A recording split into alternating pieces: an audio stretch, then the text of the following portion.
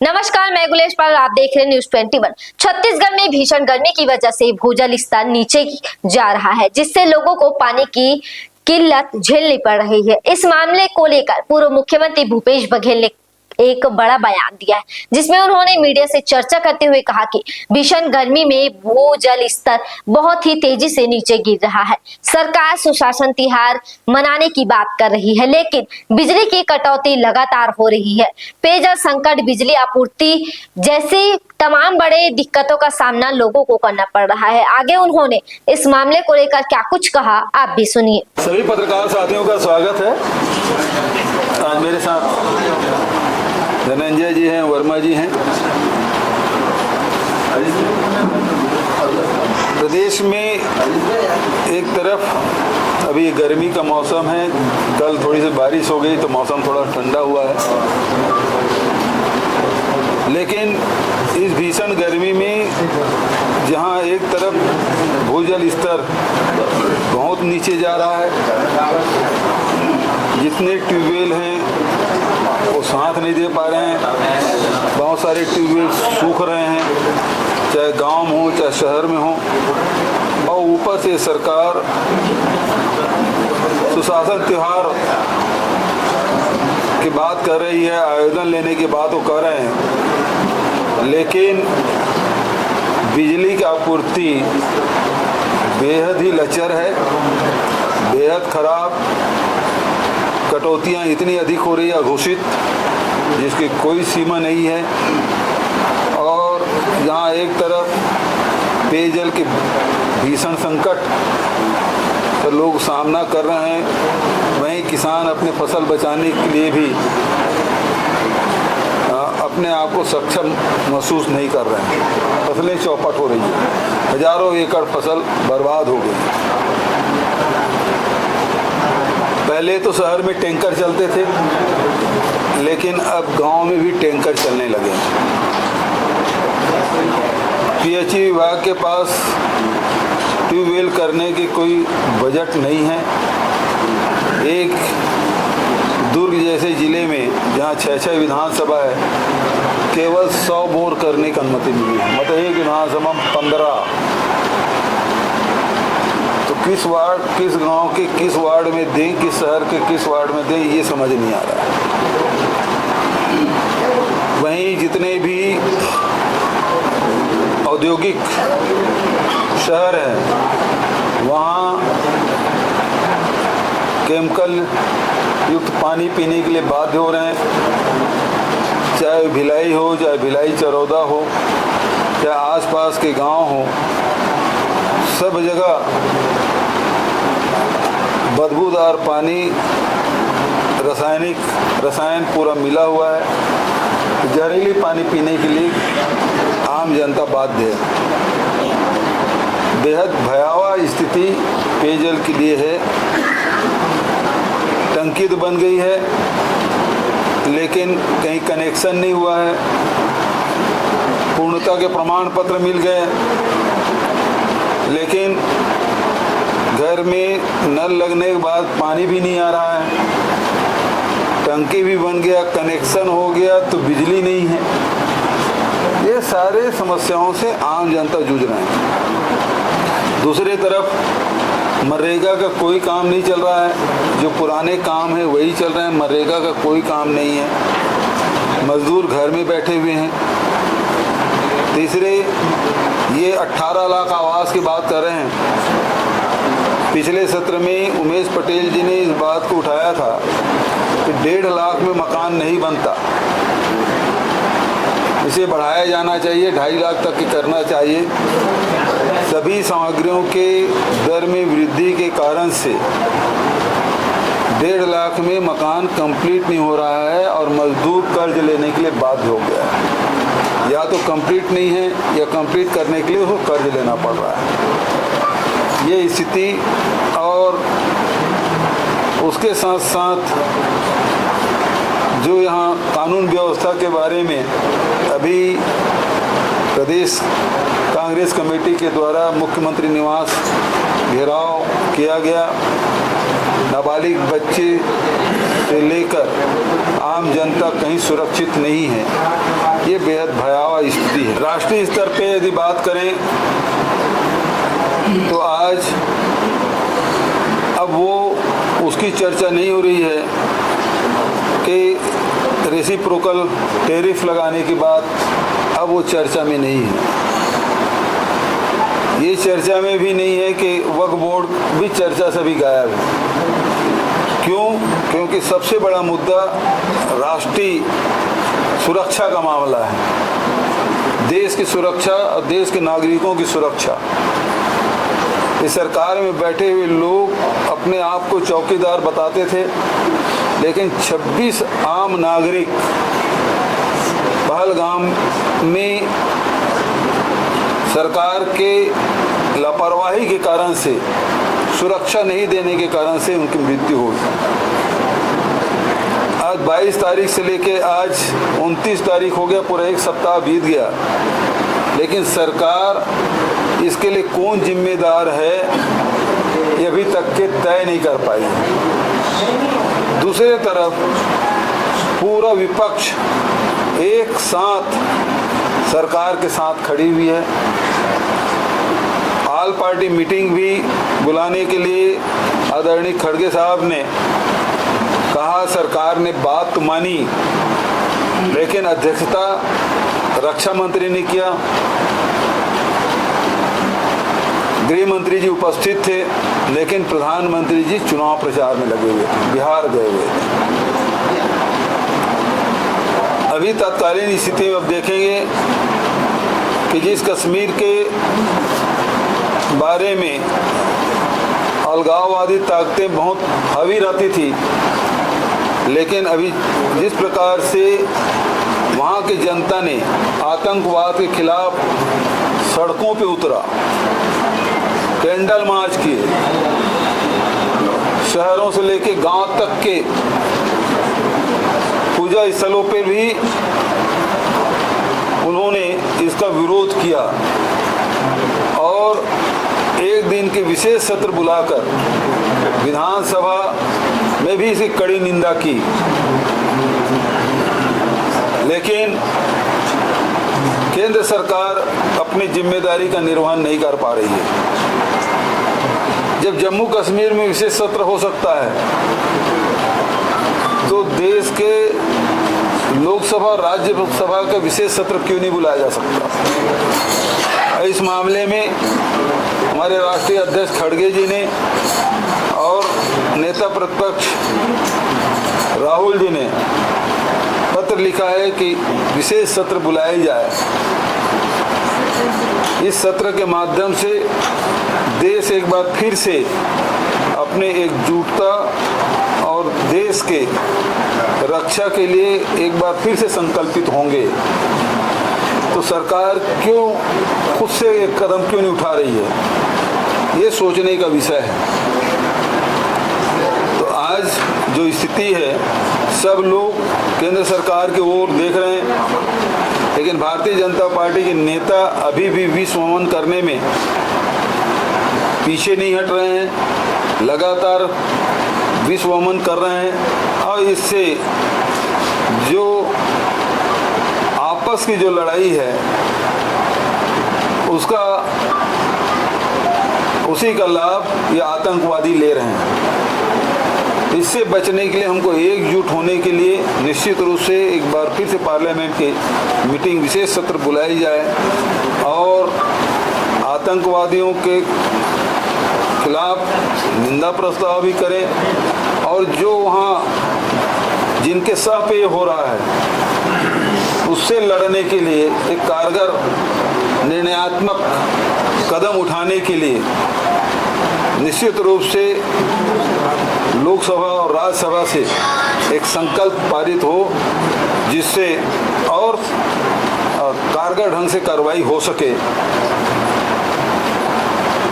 आपके तरफ से कोई सवाल हो? इसी आतंकी हमले को लेकर जो कांग्रेस के नेता बयान दे रहे हैं, इससे लेकर राजनांदगांव के सांसद संतोष पांडे कह रहे हैं कि कांग्रेस नेताओं के बयान को ही पाकिस्तान दोहराता है और भूपेश बघेल ने जो बयान दिया है, ठीक उसी बयान को पाकिस्तान के रक्षा मंत्री दोहराते हैं। मैंने क्या बयान दिया है? इसी क्रम में तूफान साहू ने भी कहा है कि इस तरह की बात तूफान साहू ने, ये तो मूर्खतापूर्ण बयान है। कौन बिल मिला रहा है? तो कौन सा स्पष्ट करें। तो कौन सा उन खुद का है कि किसी ने बयान उसका लिख दिया किसी ने? कौन बिल मिला रहा है?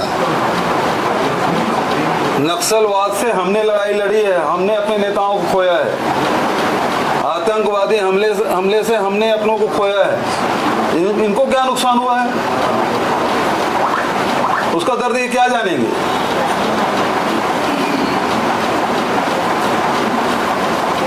और मेरे किस बयान से इनको तकलीफ हो रही है?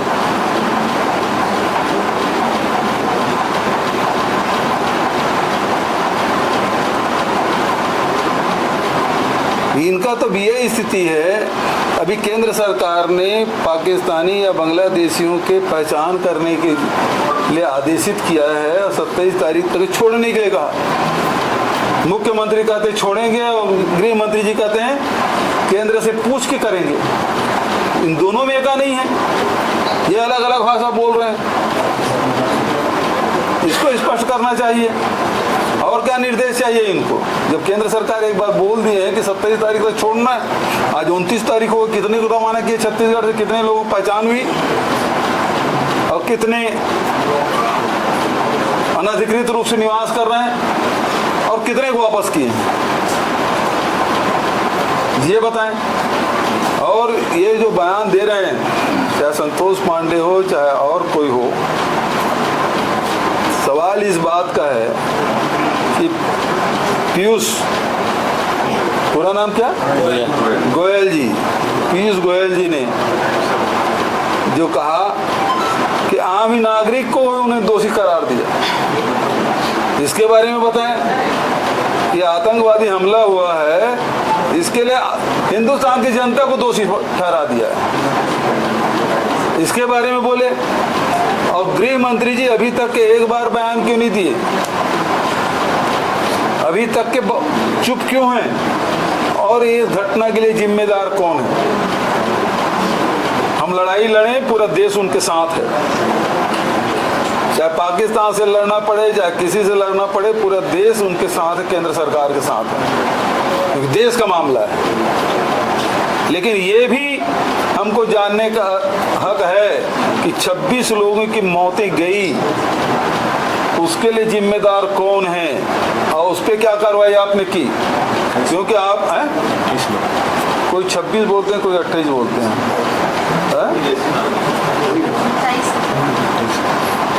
28 होगा भाई। मैं पहले 28 बोलता था, किसी ने कहा 26। दो विदेशी, तो 28 लोग तो मरे ना। विदेशी नागरिक आए तो उसके भी जिम्मेदारी हमारी बनती है, उसकी सुरक्षा की। 28 लोगों की जो मौत हुई है, तो आखिर उसके लिए जिम्मेदार कौन है? पुलवामा में 300 किलो RDX आया, आज तक पता नहीं चला।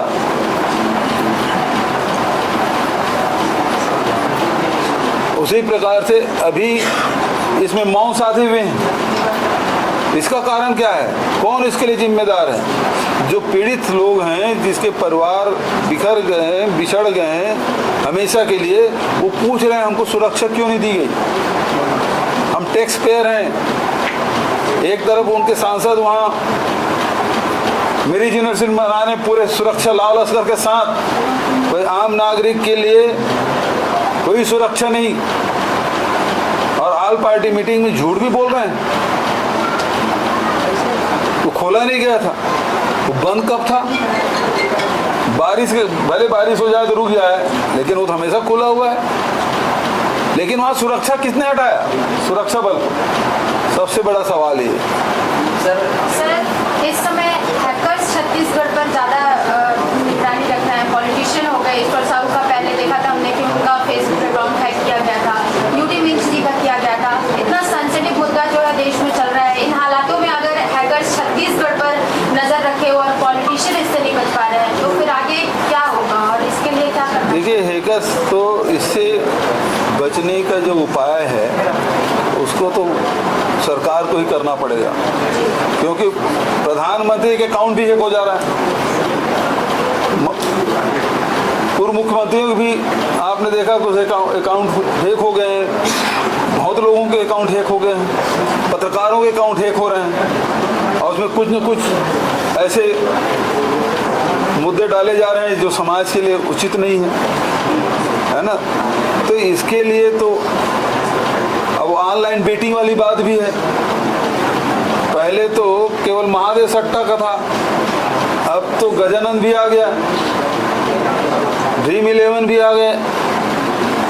इतने सट्टा हो रहे हैं, खेले जा रहे हैं, कोई रोकथाम नहीं। कि डबल इंजन, ट्रिपल इंजन सबकी बात कर रहे हैं, लेकिन सब कुछ धड़ल्ले चल रहा है। एक एक IPL में 2-2, 300 करोड़ एक एक ऐप वाले कमा रहे हैं। ये छत्तीसगढ़ में तबादला नीति की बात कही जा रही है, अभी तक तबादला नहीं किया है। समझना कहीं तबादला हो रहा है, लोग परेशान हो रहे हैं, घूम रहे हैं, और इसके कारण उगाही भी कुछ लोग करते जा रहे हैं। ये तो ट्रांसफर उद्योग चल रहा है। पहले ट्रांसफर कराओ फिर निरस्त कराओ, पहले ट्रांसफर कराओ फिर निरस्त कराओ। तो अभी उसी प्रकार से हर विभाग की स्थिति यही है, ट्रांसफर उद्योग चला रहे हैं लोग, ट्रांसफर उद्योग। और दूसरा, धान में भी पहले तो डबल इंजन की सरकार है, पूरा चावल यहाँ से लिए नहीं, अब उसको नान में जमा करना है, उसके लिए अलग कमीशन दो, पूरा नहीं हो तो वापस करने की बात हो रही है। अभी धान बिक नहीं रहा है, कमीशन की बात चारों तरफ चल रही है। अवैध शराब मनमाने बिक रहे हैं, नकली होलोग्राम बिक रहे हैं, सीमेंट में अलग कमीशन, कोयला में अलग कमीशन, रेत और खदानों में अलग कमीशन, पूरा सब वसूली करने में सारे लोग लगे हुए हैं, लूट मची है। ये नक्सलवाद के खिलाफ जो है लड़ाई जैसे जैसे तेज हो रही है, तेलंगाना में शांति वार्ता का जो प्रस्ताव है वो भी कल भी BRS के नेताओं ने कही, उसके बाद रेवंत रेड्डी से उन लोगों ने मुलाकात की। इसमें होना क्या चाहिए, क्या देखते हैं? देखिए, सबसे पहली बात तो मैं अपने स्टैंड में अभी भी कायम हूँ कि नक्सली पहले भारत के संविधान पर विश्वास व्यक्त करें। संविधान पे विश्वास व्यक्त करेंगे तो हथियार को छोड़ना पड़ेगा, हथियार छोड़ेंगे तभी बातचीत हो सकती है।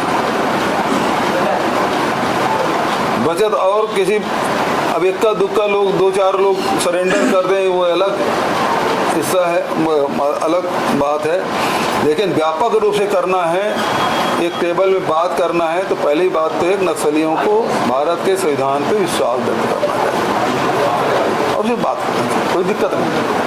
ये लेकिन जिस तरह से ऑपरेशन तेज हो रहा है तो वहाँ से शांति वार्ता के लिए लगातार लेटर जारी हो रहा है, उसको ठीक है, उसके बारे में मुझे जानकारी नहीं, उस लेटर के बारे में भी जानकारी नहीं। जो मीडिया के माध्यम से पता चलता है वही है, वो सही है गलत है, उसमें तो सरकार स्टैंड लेना, क्योंकि लेटर तो उनके पास है, उसके इंटेलिजेंस के पास है, तो निर्णय तो उनको लेना है सरकार। पूरे ऑपरेशन में देख सकते हैं कि केंद्र सरकार जो है वो काफी ज्यादा फोकस रखे हुए, अमित शाह भी लगातार जो है इस पूरे संयुक्त ऑपरेशन को लेकर चर्चा करें। साथ ही में ये भी कहा जा रहा है भाजपा द्वारा कि जो समय सीमा दी गई है नक्सलवाद को खत्म करने की, उससे पहले भी खत्म करने का प्रयास हो रहा है। देखिए, पहले तो ये स्थिति है कि पहलगाम के घटना के पहले तक के पूरा श्रेय गृह मंत्री लेते हैं। अब जब से पहलगाम की घटना हुई है तो गृह मंत्री जी बैकफुट में हैं और यहाँ के मुख्यमंत्री तो सामने किया गया है।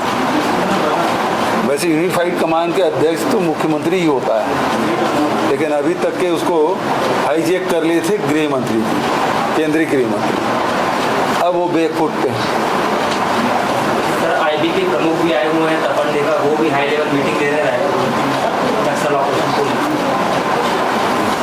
अच्छी बात है, लेकिन बताएं पहलगाम में चूक क्यों हुई? पहलगाम में 28 लोगों की मृत्यु हुई तो इंटेलिजेंस फेल है कि नहीं है ये बताएं। और अभी जिस पहाड़ को घेर के बैठे हैं उसमें नक्सली कैसे निकल गए, वहाँ थे कि नहीं थे, तो निकल कैसे गए, और अभी है कि नहीं है ये भी बताए। हमारे जवान डिहाइड्रेशन 40-50 लोग डिहाइड्रेटेड हो गए। अभी तक पहाड़ के बारे में वो गुफा पर दिखा रहे हैं आप लोग, नक्सली नहीं दिखा रहे हैं। तो क्या गलत सूचना का आधार पे पूरा घेराबंदी किया गया? और यदि थे तो अब कहाँ हैं? क्योंकि 1 सप्ताह हो गया घेराबंदी किए, भीषण गर्मी में 45 डिग्री टेम्परेचर में वहाँ लोग रह रहे हैं, वहाँ तो कुछ भी नहीं है। वो पहाड़ पे छोटा मोटा पहाड़ तो है नहीं, ये बिल्कुल तेलंगाना और छत्तीसगढ़ के सीमावर्ती है। तो उस पार तेलंगाना है, इस पार छत्तीसगढ़, कम से कम वो 60-70 किलोमीटर लंबा होगा वो। हाँ तो 2-2.5 तो मैं कम ही बता रहा था, ज़्यादा है। अब इतने बड़े एरिया को घेराबंदी किए हैं तो अभी है कि नहीं है? मैं रणनीति के बारे में नहीं पूछूंगा, तो रणनीति गोपनीय रखना चाहिए, लेकिन सवाल इस बात का है इतने दिन से घेर के बैठे हैं वो अभी हैं तो कितने हैं, और नहीं तो निकल कैसे गए? ठीक है, प्रधानमंत्री को गायब दिखाया जा रहा है, तो लिखा है कि जिम्मेदारी के समय प्रधानमंत्री गायब हो जाते हैं। इस पर भाजपा कांग्रेस के नेताओं को पाकिस्तान का एजेंट कह रही है। भैया अंग्रेजों के दलाली ये लोग करते थे यार, ये तो सिद्ध है। पाकिस्तान की लड़ाइयाँ हमने लड़ी, नेहरू जी के नेतृत्व में लड़ा, लाल बहादुर शास्त्री के नेतृत्व में लड़ाई हुई, इंदिरा जी के नेतृत्व में लड़ाई लड़ी। तो हम लोगों ने उसको 2 टुकड़े कर दिए, और फिर वो आतंकी संगठन के एजेंट के रूप में कौन पकड़ा गया भाई मध्य प्रदेश में? क्या शुक्ला है? भाजपा आईटी का सौरभ शुक्ला, ऐसे कुछ नाम है। दोनों हैं, वो सक्सेना भी है, शुक्ला भी है, और दोनों वो तो भाजपा के घोषित है, तो संबंध तो इनके निकल रहे हैं भाई, इनके संबंध निकल रहे हैं, उसके बारे में होता है। तो क्या प्रधानमंत्री जी गायब है क्या जिम्मेदारी? बिल्कुल सही बात है। उसको वहाँ से अरब राष्ट्र गए थे दौरे में, अरेबियन कंट्री गए थे ना, और वहाँ से अपना दौरा कार्यक्रम स्थगित करके आए, तो पूरा देश क्या सोच रहा था? सोच रहा था कि कश्मीर जाएंगे, पहलगाम जाएंगे, घायलों से मिलेंगे, पीड़ितों से मिलेंगे, लेकिन वो गए कहाँ? बिहार गए चुनाव प्रचार करने, और उसके बाद से मौन साधे हुए हैं, तो गायब नीति क्या है? आज देश के सामने संकट है, देश सवाल पूछ रहा है, तो उसका जवाब कौन देगा? ये आतंकवादी की घटना हो चाहे नक्सलवाद, दोनों गंभीर मामले हैं। दोनों मामलों में Bharatiya Janata party cartoon poster जारी कर रही है। पहलगाम में जो घटना हुई तो उसमें भी कार्टून पोस्टर जारी किया, नक्सली घटना हुई उसमें भी कार्टून पोस्टर जारी करके दिखाया गया। इस तरह के गंभीर मामलों में भी कार्टून पोस्टर जारी करके क्या साबित करना है? ये इनके पास अकूत पैसा हो गया है, और पैसे होने के कारण से ये बौरा गए, सत्ता से भी और पैसे से, और उसके कारण से आम जनता के कुछ नहीं समझते, उनकी भावनाओं की कोई कद्र नहीं है, और ये अनाप शनाप वीडियो बना रहे हैं, क्या गिबली बोलते हैं क्या? गिबली बना रहे हैं, कार्टून बना रहे हैं, पोस्ट कर रहे हैं। लेकिन जो जीरम की जो घटना है और पहलगाम की घटना में 2 समानता हमको देखने को मिलती है। पहलगाम में धर्म पूछ के मारा गया, और यहाँ नाम पूछ के मारा गया। नंद कुमार पटेल कौन है, दिनेश पटेल कौन है, महेंद्र कर्मा कौन है, ये पूछ के मारा गया। ये पूरे देश में संविधान बचाओ यात्रा निकल रही थी, अपने यहाँ निकलने वाली थी, पहलगाम की घटना के कारण उसको आगे बढ़ा दिया गया। कब से निकलेगी? और इसमें भी पता चला है कि आप लोग जो आतंकवादी घटना हुई थी उसके में कमजोरी जो केंद्र सरकार है उसको भी लोगों का देखो, तिथि तय नहीं हुआ है, प्रदेश अध्यक्ष से बात हुई है, वो वो मई महीने के प्रथम सप्ताह में होगा। अब स्थान और समय तो पीसीसी से जारी होगा, और क्योंकि 25 तारीख भिलाई में होना था उसकी तैयारी भी हो गई थी, लेकिन राष्ट्रीय स्तर पे निर्णय लिया गया कि हम 27 तारीख तक के पहलगाम की घटना को ध्यान में रखते हुए कोई भी कार्यक्रम हम नहीं लेंगे, तो उसके तहत वो कैंसिल हुआ। और अभी 28 तारीख को खड़गे साहब राजस्थान गए थे, अभी 6 तारीख को वो वहाँ रांची भी जाएंगे, 11 तारीख को हमारे पंजाब में है जहाँ मेरा प्रभार है, वहाँ 11 तारीख को है। यहाँ भी इसी 5-7 तारीख के आसपास इसी सप्ताह में, प्रथम सप्ताह में कोई तिथि घोषित करेंगे अध्यक्ष जी, लेकिन 2 तारीख तो शायद नहीं हो रहा है ये, लेकिन प्रथम सप्ताह में जरूर होगा। भाजपा से कह रही है कि जहाँ से आप लोग अभियान शुरू करते हैं या अभियान चलाते हैं वहाँ कांग्रेस और ज्यादा कमजोर हो जाती है। हमारी चिंता वो न करें। ये लोग तो बोलते थे कांग्रेस मुक्त भारत कर पाए 12 साल में नहीं कर पाए ना। अब कोरोना शुरू हो गया, 400 पार का नारा लगा रहे थे, 240 में अटक गए।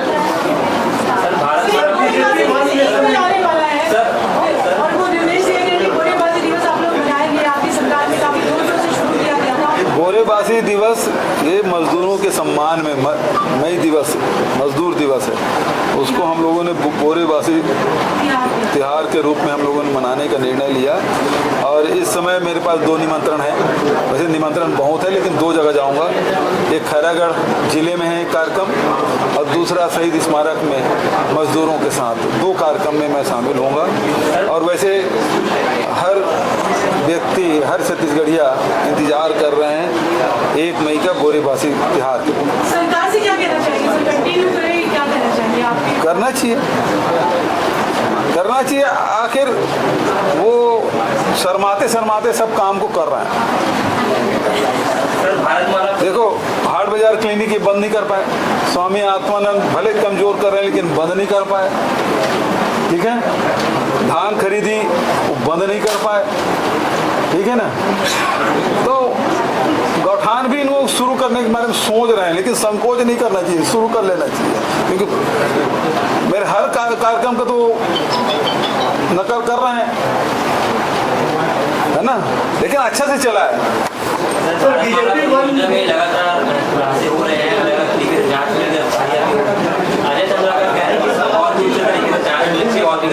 मतलब इसका मतलब ये अजय चंद्राकर जी को अपने एजेंसी पर, सरकार की एजेंसी पे विश्वास नहीं है। लेकिन अजय चंद्राकर को भी एक जांच करने के लिए कहा गया था राम वनगमन पर्यटन प्रपथ का, उसका क्या हुआ? BJP one nation one election को लेकर एक मुहिम चला रही है, नगर निगमों में भी प्रस्ताव पारित किए जा रहे हैं, इसको लेकर क्या कहना?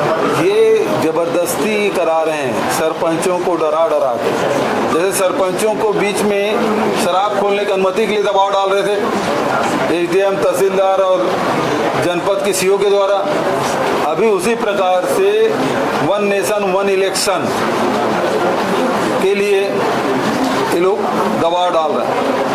अभी ये है कि अरुण साहब जी कहते थे कि वन नेशन वन इलेक्शन, तो सब इलेक्शन कराएंगे, लेकिन नियत समय में नगर निगम के चुनाव करा पाए क्या? नियत समय में ग्राम पंचायत चुनाव करा पाए क्या? क्या एक साथ करा पाए क्या? जब आप नगर पंचायत, नगर पालिका के, ग्राम पंचायत के चुनाव एक साथ नहीं करा पा रहे हैं, तो राष्ट्रीय स्तर पे कैसे कराएंगे? और सबसे बड़ी बात यह है, यदि बीच में देश में मध्यावधि चुनाव हो गया लोकसभा, तो क्या सभी राज्यों के चुनाव होंगे? या वो जो चुनाव होगा वो केवल बचत समय के लिए होगा, और उसके साथ साथ सब ग्राम पंचायत के भी चुनाव कराएंगे, सभी वार्डों चुनाव कराएंगे क्या, यदि मध्यावधि चुनाव होता है? तो यदि बीच में किसी राज्य में सरकार गिर गई और बीच में मध्यावधि चुनाव कराना है, तो क्या पूरे देश का कराएंगे या उस राज्य में राष्ट्रपति शासन लागू कर देंगे? क्या उसका जो चुनाव होगा बचत समय के लिए होगा? संभव नहीं है। ये लोगों का ध्यान भटकाने के लिए, अभी जो महंगाई है, बेरोजगारी है, मनरेगा काम नहीं चल रहा है, तो इसके ध्यान हटाने के लिए इस प्रकार से सिद्धूपा। इस दौरान आप ये वार्ता कर रहे हैं, खड़गे जी और राहुल गांधी जी के पत्र की आप बात कर रहे हैं। उसी दौरान अभी ताज़ा जानकारी आई है कि कल CCS की बैठक होगी, CCPA की बैठक होगी, आर्थिक मामलों की बैठक होगी, कैबिनेट की बैठक होगी, जब एक तरफ सत्र की मांग की गई है। वो बैठक कैसे होगी? ये बैठक ही कर रहे हैं, अभी तक निर्णय कुछ नहीं कर पा रहे हैं। तो लोकसभा जब कश्मीर जैसे जगह में जब वहाँ विधानसभा हो सकता है, ये तो विभिन्न प्रदेश के लोगों की मृत्यु हुई है,